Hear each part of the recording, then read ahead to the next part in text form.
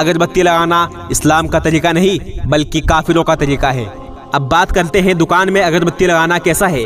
बहुत से मुसलमान जब भी दुकान खोलेंगे तो सबसे पहले अगरबत्ती लगाएंगे और बाद में काम शुरू करेंगे। यहाँ पर भी वही बात आती है कि अगर आप दुकान में अगरबत्ती खुशबू के लिए लगा रहे हैं तो बिल्कुल जायज़ है, लेकिन अगर आप इस नियत से अगरबत्ती लगा रहे हैं कि इसकी वजह से आपकी दुकान में ज़्यादा कमाई होगी तो ये बिल्कुल नाजायज़ और काफिराना तरीका है। अल्लाह ने कुरान में फरमा दिया, जिसकी तफसीर है, ए मुसलमानों, फजर की नमाज पढ़कर अपनी रोज़ी तलाश करने के लिए ज़मीन में फैल जाओ।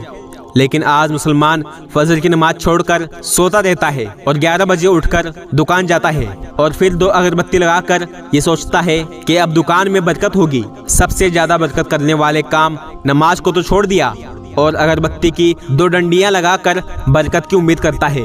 कैसा नासमझी वाला काम करते हैं आज हम। अब बात करते हैं घर और दुकान में बरकत के लिए क्या करें। तो जब भी आप अपनी दुकान खोलें तो पहले बिस्मिल्लाह पढ़कर सीधा पैर अंदर दाखिल करें और मस्जिद से बाहर निकलने की दुआ पढ़ें। वो दुआ है, अल्लाहुम्मा इन्नी अस्अलुका मिन फजलिक। तर्जुमा है, ए अल्लाह, मैं आपसे आपका फजल मांगता हूँ। और दुरूद शरीफ पढ़कर बैठे और चारों कुल पढ़े, कुल या अय्युहल काफिरून, कुल हुवल्लाहु अहद, कुल आउज़ु बिरब्बिल फलक और कुल आउज़ु बिरब्बिन नास। अगर आप ये सारी सूरह पढ़ते हैं तो इंशाअल्लाह किसी भी शख्स की बुरी नज़र का असर आपकी दुकान पर या आप पर नहीं पड़ेगा। और सबसे ज़्यादा ज़रूरी काम जो आपको करना है वो बहुत आसान है और बहुत ज़्यादा बरकत वाला काम है, और ये काम हर मुसलमान पर फ़र्ज है। वो काम है 5 वक्त की नमाज़ पढ़ना। जो मुसलमान 5 वक्त की नमाज की पाबंदी करता है तो अल्लाह रब्बुल इज़्ज़त उसको ऐसी जगह से रोज़ी देते हैं जहाँ से उसको उम्मीद भी नहीं होती।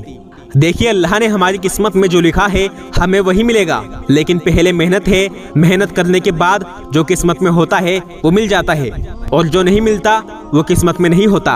अब जब कोई मुसलमान नमाज पढ़ता है तो उसकी रोज़ी में किस तरह बरकत होती है, ये समझाने के लिए मैं आपको एक मिसाल के ज़रिए समझाता हूँ। एक आदमी ने अपनी मुर्गी का दाना पूरे आंगन में फैला दिया। अब वो मुर्गी कभी यहाँ दाना खाती है तो कभी वहाँ दाना खाती है।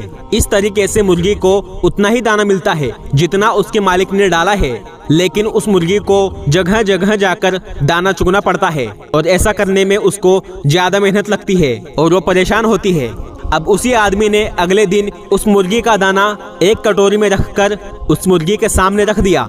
इस तरीके से उस मुर्गी को उतना ही दाना मिला जितना उसके मालिक ने डाला था, लेकिन उस मुर्गी को अब इतनी परेशानी का सामना नहीं करना पड़ता, जगह जगह नहीं जाना पड़ता।